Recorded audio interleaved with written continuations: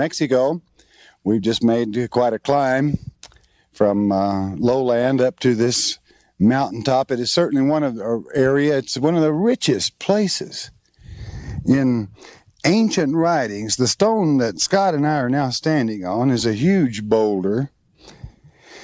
And I don't know if you can see it or not, but I want you to notice, I have little doubt, but what we have a combination of alphabets used upon this stone.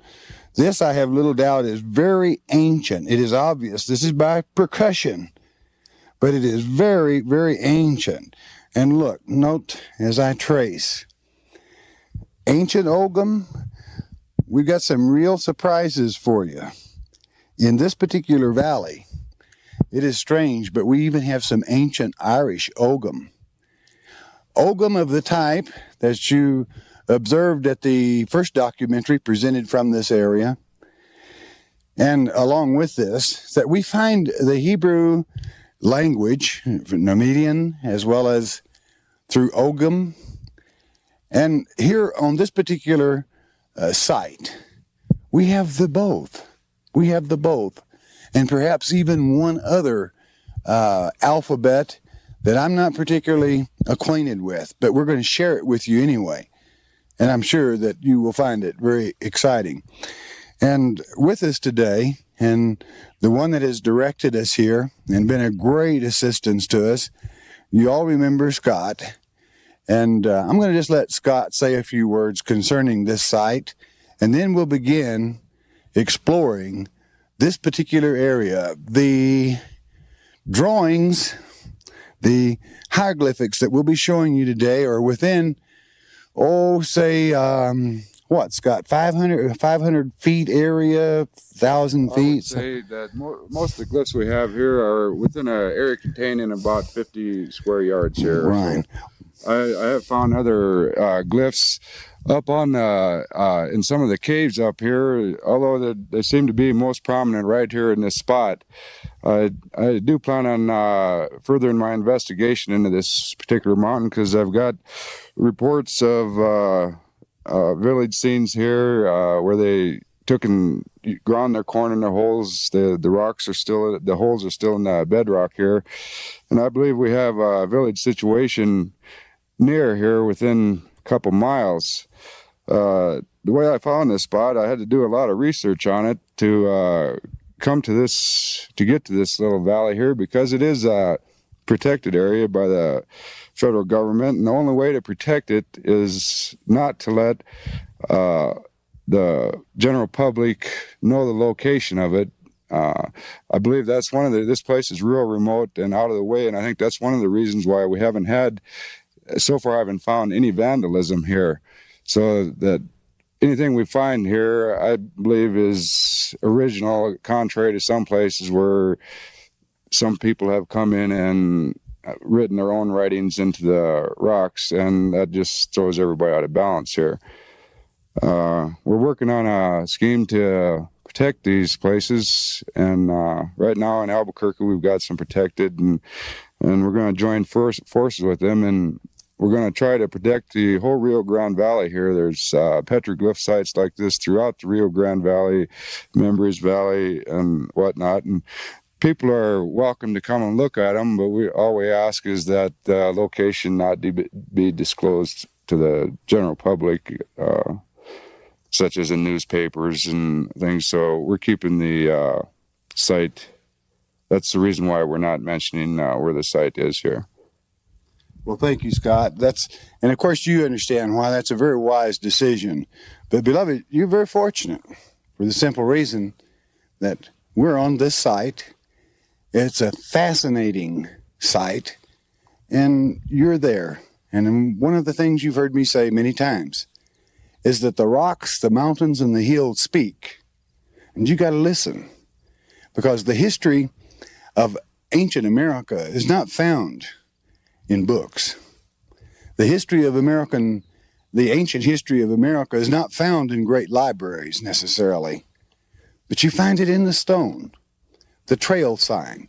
And sometimes it takes an old trail reader, well, I'll say such as Scott here, to bring out the real history of ancient America. How fascinating it must have been years ago as many people passed through this great valley, this Rio Grande Valley, and some making it their home, and some traveling, some no doubt seeking precious metal and so forth, and many cases of heartache, and then later even the stagecoach lines coming through this area into what would have been Hot Springs at that time, today TRC. It's a fascinating area, and we'll begin now and show you some of these beautiful drawings, letters, and a combination that I think you'll enjoy.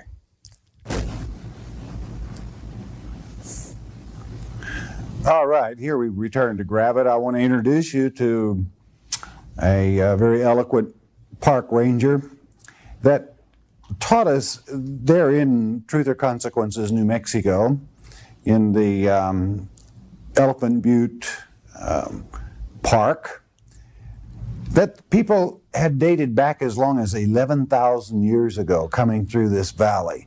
So I want you to expand your minds as we go into this documentary on things that are sometimes difficult to understand, but it's good to meditate on these things, the past, the present.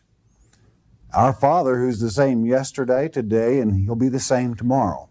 Well, people basically remain the same. So as she gives you a short introduction into some of the people that have passed through this way, let's go to her at this time and welcome to this documentary. Okay, good day to you. Here we are at the State Park in New Mexico, Truth or Consequences. TRC, as the natives call it. And it gives me great pleasure to introduce to you Kelly Hauser. Kelly Hauser, who is here in this museum. Kelly, it's good to have you with us. Nice to be with you. Kelly, we're very interested in the chronological order of inhabitants here in the Rio Grande Valley. And I note you have this chart. Could you just take a moment and explain those to us, please? Okay. The first ones we had were the Paleo-Indian.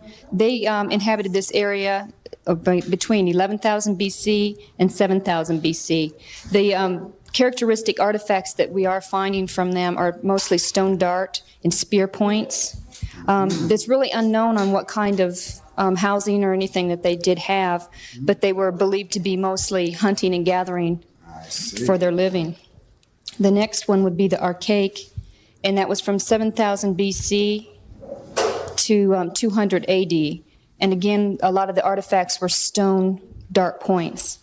And again, in this area, their architecture is unknown, but they were believed to sustain themselves with hunting and gathering. Also, we had the early pit house, and that was between 200 and 750 AD. Their artifacts are mostly plain brownware. They lived in pit houses, which are round, and they have earth-roofed little dugouts that they make. And they, again, had hunting and gathering, and they started doing farming. Mm-hmm. The next one we would have would be the late pit house. That was from 750 to 1000 AD. They had boldface, black on white pottery, which I believe we do have some pictures on down here. They also lived in pit houses. Some of theirs, they got more to square instead of the round. And they, again, were hunting, gathering, and farming. Let's see. We then got into the Mimbres, and that was from 1000 to 1150, and maybe a little longer than that. They had the classic Mimbres black on white pottery that I guess is pretty common. A lot has been found. Their architecture was more stone pueblos. They got a little fancier, I guess. And they were increased more, they relied more on farming and stuff than the hunting. Ancient Ogham. Well, you know, there are about 22 alphabets in Brazil, with only 2 or 3 having been solved. Ancient Ogham, ancient Irish Ogham, I will say, is a language that has been around for quite some time, and we are in the process of interpreting many of the pictographs you're going to be shown and alphabets in this documentary. Within a 50-yard circle, there were about 60 pictographs. And how precious it is when we see the hours that someone spent on this mountain. And I might say that as I came off this mountain and as we were leaving, it seemed that in a spiritual sense there were a people saying, please deliver our message. Hours and hours had gone into chiseling, into leaving these messages for you, cut in stone, ancient, yeah, and some, I use the term near ancient and ancient. Some were so ancient that I think maybe some of the first to travel through the valley might have left their part of the writings there. I want to share with you, you all remember Olin Fala. Olin Fala was that one that showed up in Ireland that we believe to be Jeremiah. Jeremiah the prophet, yes, with Baruch his scribe along. He has a tomb there in Ireland, and I want to share with you part of the drawings, the ancient Ogham left there in Ireland. Let's go to this time, if we may, to the tomb of Olin Fala and one of the stones that is found near the back of the wall. I want you to notice particularly this letter here at the top. I want you to notice this drawing with the staff and the cross, and I want you to notice this particular drawing. You have seen many of these here in New Mexico. The rosette, we've observed this, but bear in particular this. We find a nearness to this, not to Numidian Hebrew, but I cannot tell you, quite frankly, and the meaning of this letter. I could in Numidian, but we're not sure that it even has a Hebrew Numidian translation, but we are working on it. But I wanted to share this with you anyway. Now we're going to move the camera back to New Mexico. We're going to some of the writings that were in this 50-yard circle. It was an interesting, very interesting place, and a place that very few men have ever set foot. Very much out of the way. This, you'll be seeing a first. They've never been presented to the public anywhere before, at least to my knowledge, and I think I can speak with accuracy on that point. We're going to go to that at this time, this being in New Mexico. I hope that this will come through for you. I want you to notice the circle with the bar and the cross, and then I want you to note the same drawing as from Olin Fala's tomb in Ireland, the same ancient Ogham left. There have been newer, which are actually ancient even over this, but I bring this to your attention because how often, I'll do that one more time. Notice the circle, the same as at Olin Fala's tomb, the bar and your crossbars, and then the S, if I'll say it Numidian Hebrew, the S above, which would even be part of the sacred name. This in New Mexico and in the Rio Grande River Valley, and the one just prior to this that I had shown you was from New Mexico. Thousands of miles apart, but we do know, as you're going to see, that a very Anglo-looking person with beard was also in this valley, and we will document that within this documentary beyond any shadow of a doubt. Now, the S in Numidian, in this same grouping, I want to show you another picture here in a moment that will take you, here we go, the same autograph signed off that was above, if you would, the stone in Olin Fala's tomb.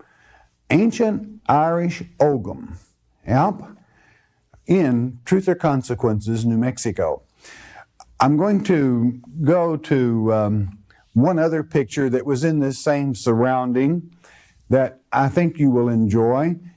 Numidian Hebrew. This is going to be very difficult for you to pick up because it is ancient. 2 bars and your Numidian Hebrew within this, letting us know that somewhere through that Gulf of Mexico, we had travelers, and we have about 3 different alphabets that you're going to be observing in this particular documentary. I wish I could say that I could translate every word of it for you. And I would say this, that anyone seeing this documentary that happens to have expertise within this, and I do mean expertise, that has a background, then touch base, because we're working on this at this time, and I know that this will produce many rewards of knowledge, of the migrations of, yes, the Hebrew alphabet, it's found here. Ancient Ogham, well, the Celts, you bet. Up the Rio Grande River in New Mexico, present day New Mexico. I'll tell you, I have fallen in love with the search of finding rocks that speak, that cry out for the message to be delivered. I trust and I hope that you will enjoy this documentary. And what a pleasure it was to the crew again in this great location. I know you're going to enjoy it. Just sit back and let's go into these between 50 and 60 drawings you'll be showing in this documentary. Mother Nature works in our favor many times. It would almost seem that in this particular drawing that we had chalked it or something so that it shows up better. But this is natural moss that has, in its light green, that makes this particular face, which is an individual that we see apparently is wearing a crown, which, does it mean nobility? There is one thing for certain, it is not a feathered bonnet. It is a crown. And as we go to the other side of the stone without moss, we do see a letter there. In what language? Well, we're going to pin many of these together at a later time. And in replaying this particular documentary, you'll be able to learn a great deal from the various drawings that would not have been clear perhaps even at this time as you assemble them, put them together. Here is a hand, and then we have another face. Now, the moss is not over this face. I want you to look at it closely. I'm on the chin, and this almost looks Egyptian. I do not believe it is, but if you can, I'll get Mike to even zoom in on this one so you get a good picture. And here we have what could be another hand and yet another hand. It is amazing as we see the story that is told on the rocks here in this valley. This stone on which we're now standing has hieroglyphs all over this particular side. There is the drawing here, and we'll move in on it as we change locations, and I suppose we should do that right now. And we will go further. We'll be covering many drawings today, and again, as forestated, all in a very small area. We are at an advantage for distance, for sight, and we are in a perfect line of sight with the stones that you observed in the last documentary. It is amazing as this is all pieced together, and when the picture does come together and we see the various peoples that have traveled through this great valley, water is life, especially in a desert wilderness land. And the water of the Rio Grande certainly supported much life up and through this great state of New Mexico, Texas, and so forth. We're starting here on a boulder that is indeed some of the most ancient writings. The reason I judge that, and I will not mention a date because certainly some of them have almost disappeared from the surface, most by percussion, I believe, if not all. Let's start here with a sunburst, a beautiful sunburst. Rays a little longer than you might see on some, and perhaps even weeping to a degree, meaning the person that accomplished this, no doubt, was very emotional. Here we have a letter in ancient stone. And I don't know if you can see this. This is the root branch. And then we have Ogham, perhaps, crossing. We will investigate this further and give you a further report upon it. And as you can see, some of these writings are so ancient that it's obvious, such as this one, that years later someone come along and even it is ancient. But the age on some of these and the various alphabets, I'm going to move across, and I think it will be impossible that you see all these. Now here is one that is so ancient that even here with the naked eye, it's very difficult to make out. It's possibly something similar to, I'm not saying it is, Triogam. And here is a perfect example of Tifnik, the dot alphabet. Here we have another sunburst. It's an interesting sunburst. You have 1, 2, 3, 4, 5, 6 rays coming from it, and then letters here made in some alphabet. Again, we will investigate this. We have some very good close-ups and another very small ancient sunburst. Now, here we have an ancient, again, is it Ogham? I think it is. I submit that I feel strongly that this is possibly ancient Ogham from Ireland that we even have record of in some of Oglanfala's tomb, his chair. And notice the chain. And then we drop back into some very ancient drawings again. And much of this I'm passing over, I notice as I go, but that's well and good. You'll be able to pick it up on the still shots that we have. Notice this track. Is it a bear track? Well, it's possible. It probably looks more like a bear track than a men's track, but it also, in certain languages, has meaning. And here we have, again, into the trunk, another alphabet. And we see here, and then here is a very old, I mean, it has almost disappeared from the rock, which I believe to be a calendar. 1, 2, 3, 4, 5, 6, the 7th month. And then it tails off, and here is an ancient letter. I want you to get a good, this can even be a form of ancient Mediterranean. Here we see what we would call looking almost like a W in doubled, and then some perfect Tiffany. 3, 4, 1, 2, 3, 4, with 4, I believe this is H. We'll go into this in the studio at a later time. We have another sunburst here. So many of these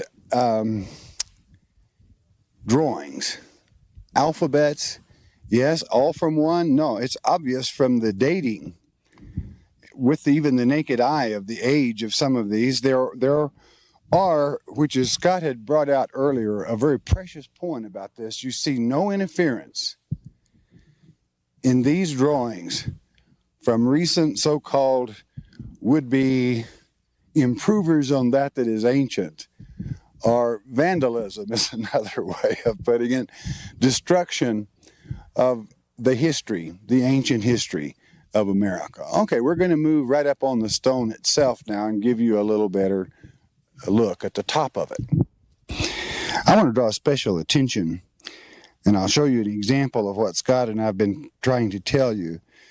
Though this is ancient, notice this circle drawn by percussion, and then the leg or staff running up, and then we have this peculiar V section and a crossbar on the shaft.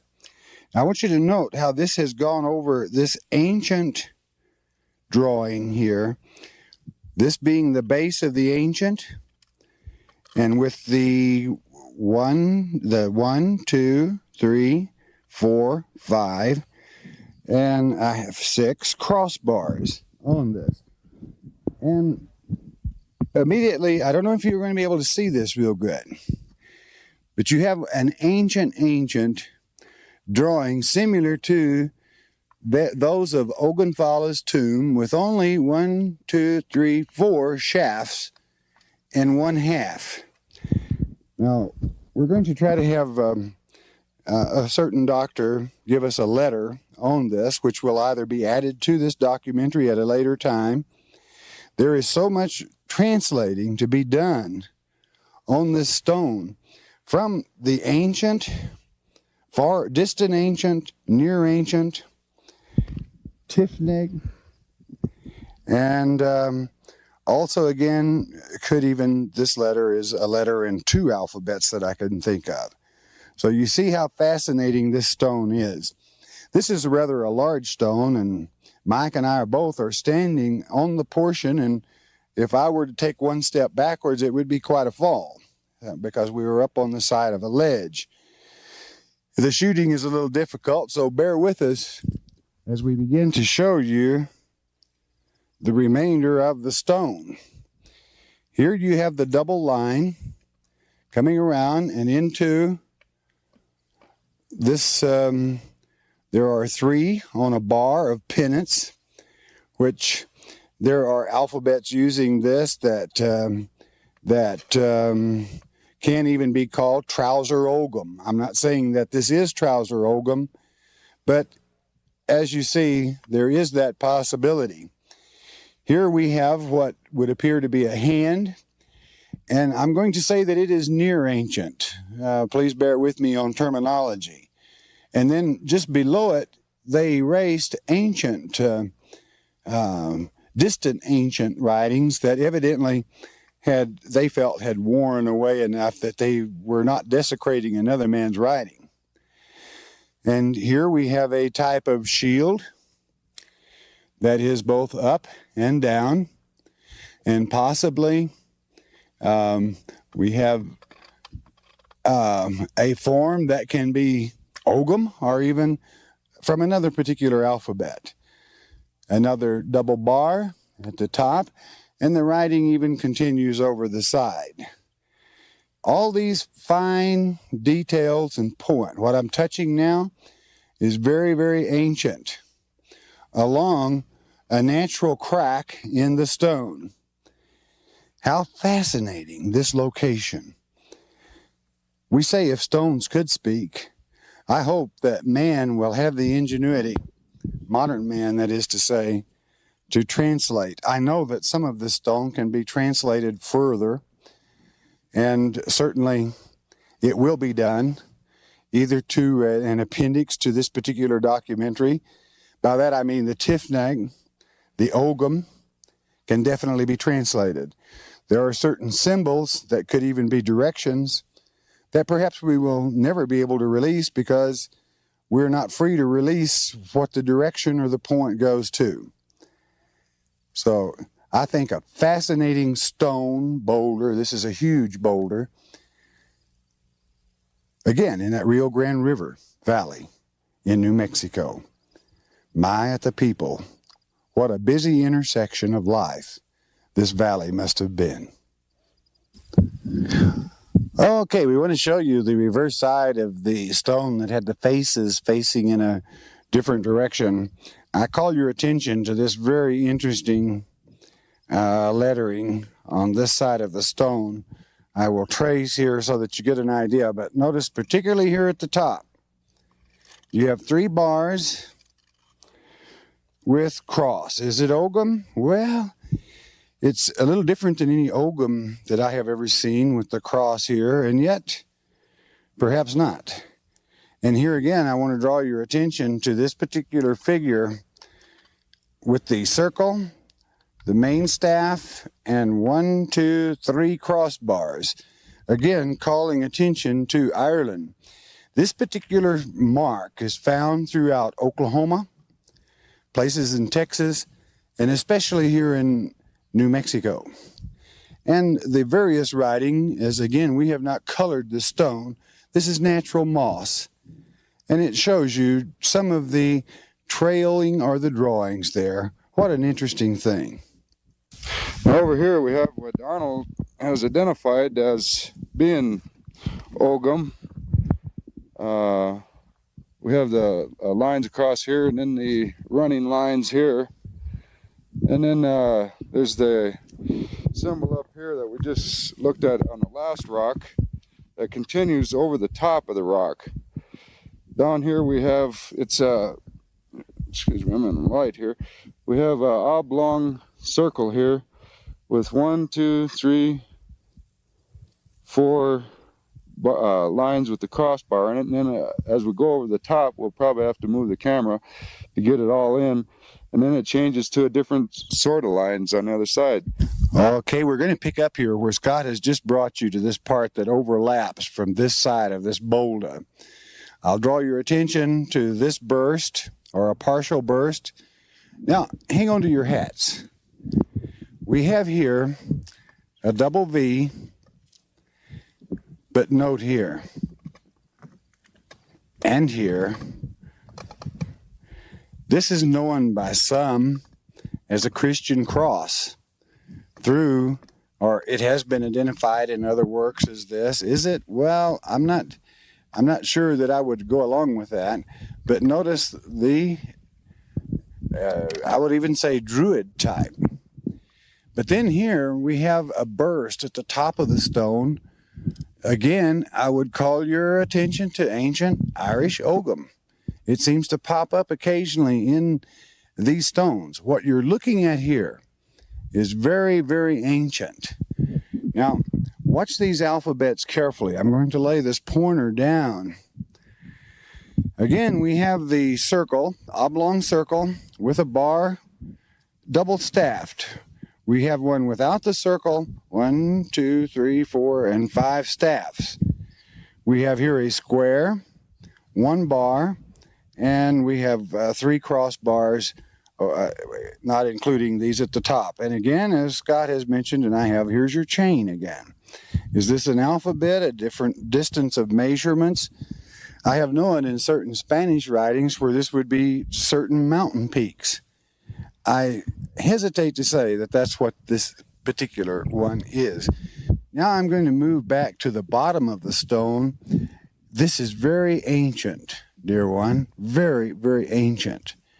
Again, very akin to what you will see in Olenfala's tomb. Olenfala, as many of you know, many believe that he was Jeremiah that took the daughters of Zedekiah from the Middle East to Great Britain, fulfilling the prophecy that is written, I shall overturn. I shall crop off tender boughs and replace them. We see a crossbar, 1, 2, 3, 4 here. Now note. And then we see what a sunburst. And I want you to think ancient Irish Ogham again. I want you to think ancient Irish Ogham. This is so faint, and this has been incorporated into this, that the circle comes on around. Here is your inner circle with 1, 2, 3, 4, 5, 6, 7, 8 legs out to the outside of that particular circle. When you see this and this, along with this particular stone here, you've got to think ancient Irish Ogham again. And I don't want to make it sound as though I'm forcing a case. You know, you don't have to force a case when you have so many perfect drawings and the fact that they are ancient. And that you've heard the saying in this day and time, ratchet jaw. If I were a ratchet jaw, you know, as a person that talks too much, if there was ever one place where they tried to do a lot of talking from that age to this, to you, it is this particular site.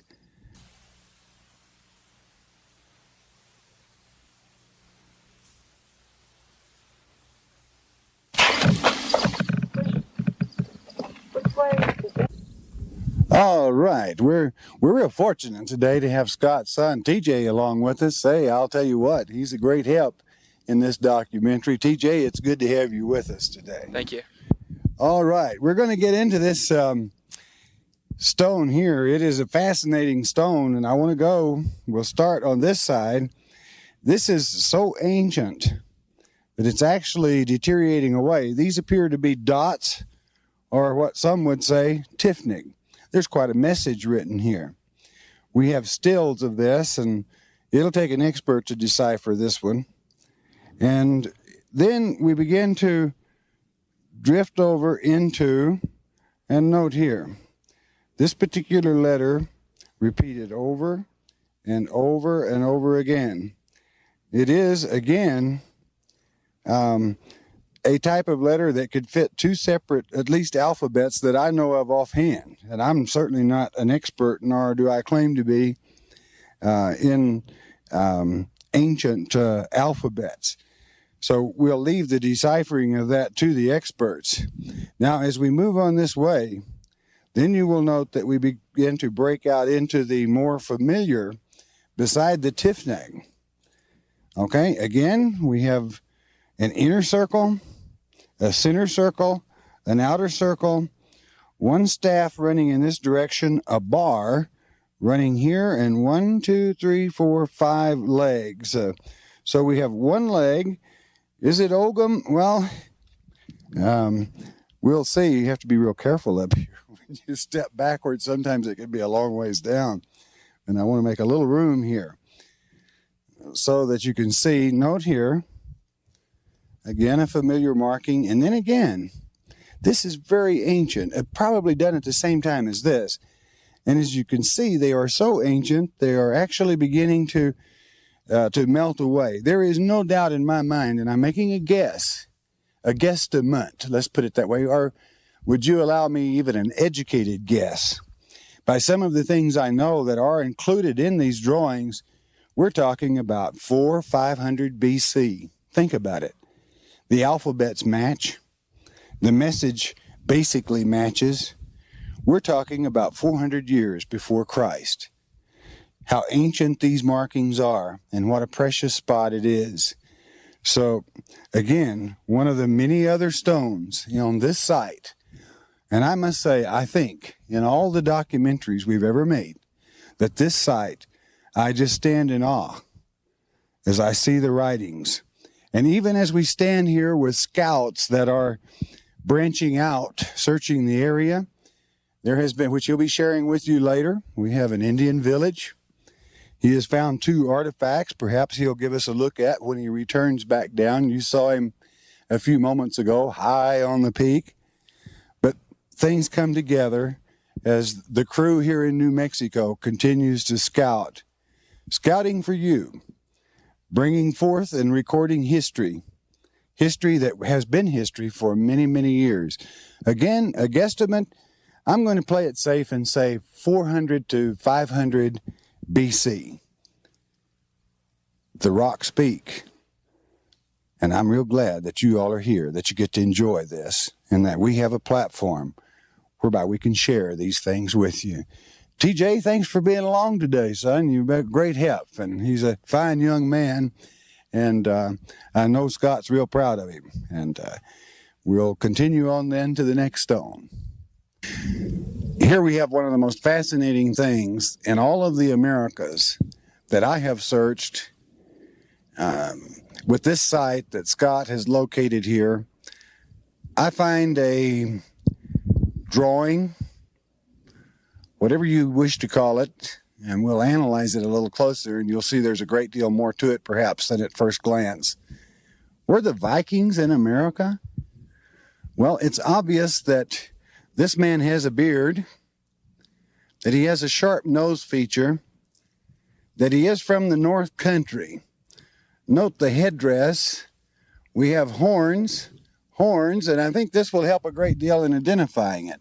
Difficult to pick up. You have maybe an inch or 2 drop and then a circle here on the end from the tip of that horn. And watch closely.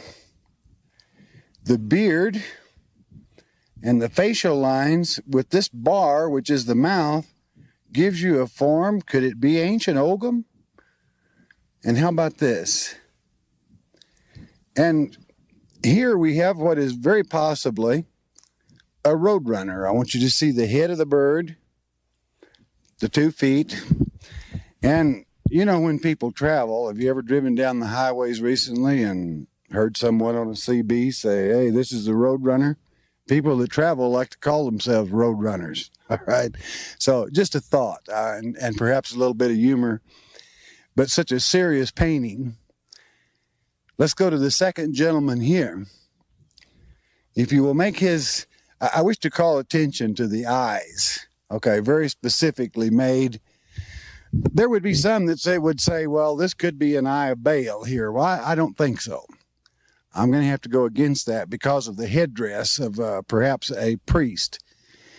These could be, and probably are, horns with a small horn outcropping on the sides, such as you will see on a young buck, a deer horn. And so immediately some of you are going to say, well, then that must be Indian. It definitely is not, for the simple reason of the beards drawn into these people's faces, and the ogum included in the face, a message in the face. Note also that we have a headdress here. This is a perfect triangle. A headdress of what type? Well, we want to have some of the experts give us some opinions on this. What will their opinions be? Maybe much what any one of us would think or say. That it is a priest. Is it a Hebrew priest? Well, that is a possibility. I just suggest. And then note the face of this man. Not quite as sharp as this. However, this being a profile could account for that. But notice also the bar in what is possibly ogum in the very face of this man. There's so much that can be studied from this. And then we have a face further off to the left. Note this letter in this cheek, not in the other.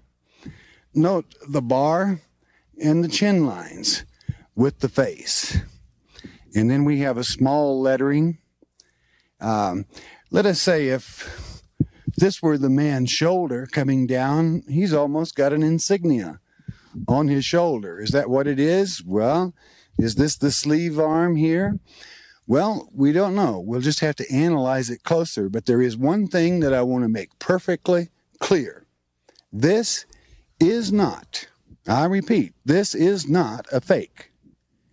It is very obvious because of this site and the various languages that the dating that is found within this and the moss that covers, that this is a part of this site, which is right in the center of it, basically. And these people were here. It does not matter what your history books from a local library might say. The history books that are real America, these stones speak louder than those books do. And it is obvious that probably we have here one of the best documentations that the Vikings were even as well as up the Mississippi, that they came up the Rio Grande. Who were the Vikings? Many people go by the name Viking. There were Vikings from most all of Northern Europe. There were Vikings from Ireland. There were Vikings from Sweden, Norway, many places. Oftentimes they had a very rugged and hard reputation. But there's one thing you'll find about them. Always in history, when they were exposed to Christianity, as it's a well-written history even in your library books, they accepted that Christianity. Do not feel that I'm trying to turn all things to Christendom. I am not. But yet, I think that before one would call the Vikings a bunch of barbarians, they'd better study their history a little closer and understand that some perhaps so-called experts write and read a little too much into the one label, Viking, as it applied to so many different people. Well, you want to take another close look at it? There you have it. A profile with ogum making up the beard and the face, with the horns, with the long hair, and another headdress with horn, a Viking priest. Well, the Vikings, before they were even religious people, before they adopted to those that did Christianity, there were two certain what was their god? Odin. Odin. That was their cry. Yes. Could he be a priest of Odin? Well, that's a possibility. Those things that we leave to your own decision, your own imagination. But the important part is this. I want to reiterate again. It is not a fake. I would stake my reputation upon that. It's very real. It's ancient. I would date it along with the drawings that you have heard me called near ancient, not those distant ancient, but the near ancient, judging from the deterioration of the stone.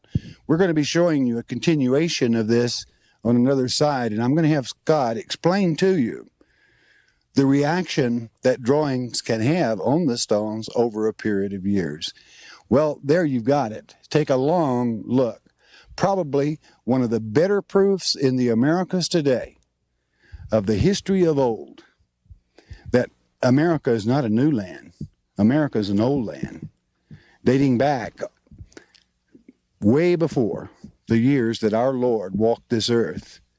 This here is another example of some ancient writing, and what has happened to this picture here, you can probably see some white outlines in here, and that is a big problem we have. This isn't moss. There is moss up here that didn't bother it much up here. This is like a turban hat, some type of headdress hat, and these maybe possibly a feather or horn or something coming off the side. But the point is someone is at one time or another taken a piece of chalk, a white chalk, which is real destructive to these petroglyphs. There's really no accepted way to bring these petroglyphs out better to look at them. The only really accepted way is to possibly pour water on them. But a lot of people come in here and they take white chalk, or they find a white piece of rock or something like that, and then they inscribe in here, and all it really does is ruin it for the next person who comes along, because the chalk takes so many years to come off that the person who put the chalk on might have seen something, and there possibly was something else there altogether, and they just put their own lines in. So I'd like to discourage anyone who comes out and looks at these petroglyphs from using any type of tracing material to highlight them. Okay, here we are again at another particular ancient drawing here. I want to point out, mostly because it is so faint, mostly I just want to point out here the different ways, how they look in different ages. As you've seen before, those were some of the not quite so ancient. This particular one here is very ancient, and you can tell because when these symbols were put in here, they were put in with a sharp pointed object, and you can barely make out where the points were still in there. From the rain, this being exposed to the rain and the wind and the weather here has more or less worn the rock down. These here were quite deep when they were first put in here, and now it's worn down to where you can hardly make them out. And just give a little idea of how we're determining the different time spans here.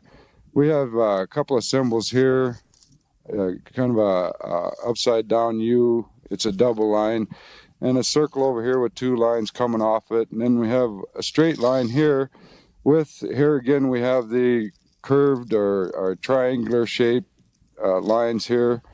And it continues on up in here. As we get up in here, it gets fainter and fainter. When I was talking at the other rock, I started to tell the difference between a petroglyph and a pictograph, and I think I'll go ahead and finish that up now. And a pictograph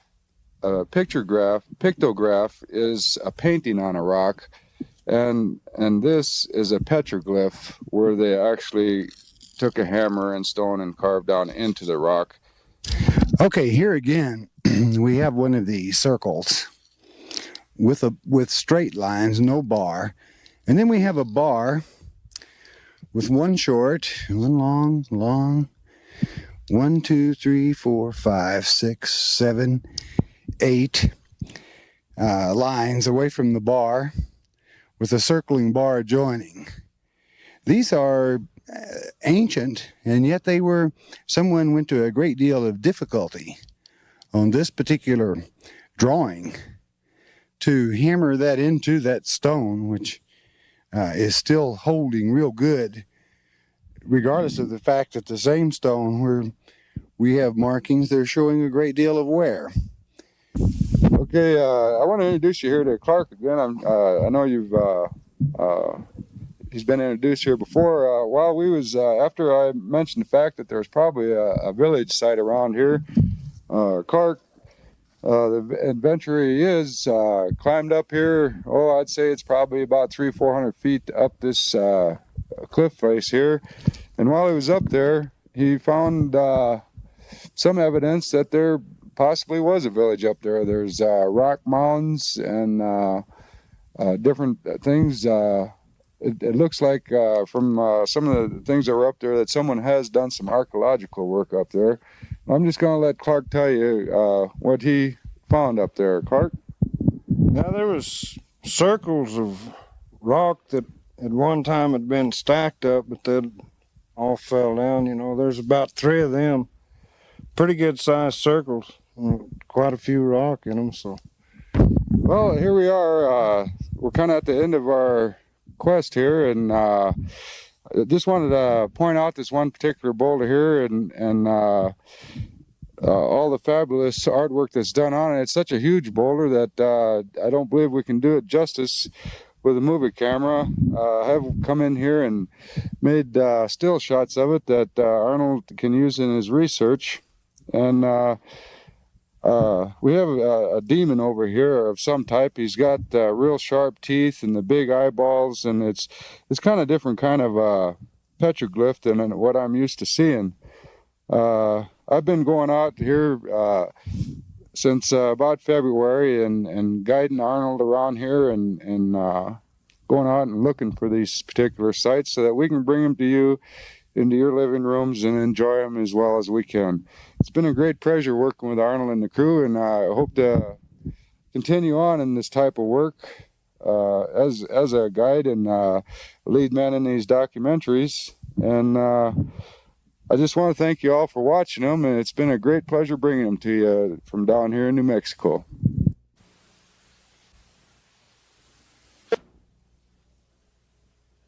All right. Well, Scott, it's been a pleasure again. I think we got a good one this time. Appreciate your help and your research and getting everything set up. It's a blessing. Well, that's just fine, Arnold. I appreciate you all coming down here and enjoying New Mexico anytime you... Oh, listen, it's kind of sad when we have to go. We yes, it is. So much. Otis, thanks for the use of that van. It's a pleasure. Well, my pleasure. It's always a pleasure to see you. We just kind of feel like a second home here in a way. You're family to us now. All right. Clark, God bless you. God bless you, too. You hang in there, and we appreciate your help so much. And TJ isn't here. If you'll tell him thanks for us. I certainly will. And we'll get packed and loaded up here and head back toward home. So we hate to see you go, but well, you know how that is. We've got to get back and get to work. But yeah, there's sure work been to be pleasure. done. Thanks a million. We appreciate you. All right, we're going to continue our search through this great area. Our Father has made it very clear that His people migrated.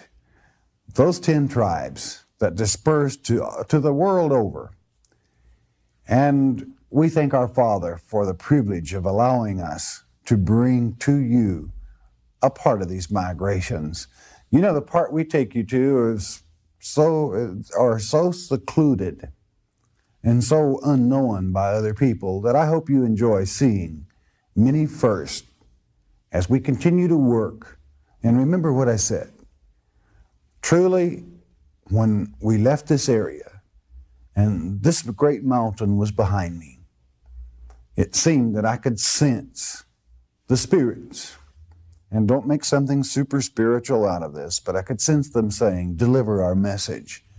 Thousands of man hours put into chiseling these huge graphs and alphabets, messages in the stone. Well, we've done that. We've presented it to you. It is our prayer that we will be able to continue interpreting and bring you a fuller message with their message to this world today. For, quite frankly, the hours that were placed there, putting these messages in the stone, they certainly wanted you to hear their voice. We're working on it. Hope you enjoyed it. God bless. Another documentary from TRC, Truth or Consequences, the truth in the stone. And those that would call fakes, well, what is a fake that is the same as one found and placed in Ireland 400 BC, where we see the same drawings in the Rio Grande River, even if it was a fake 4,000 years ago, and they are that ancient, would be a very interesting fake. Do you understand what I'm saying? It is not a fake. These were God's children as they traveled. God bless you. Listen to the stones. Always look down and look up. Look around you. Many messages have been left from our ancestors. All right, God bless you. I trust that you've enjoyed this documentary.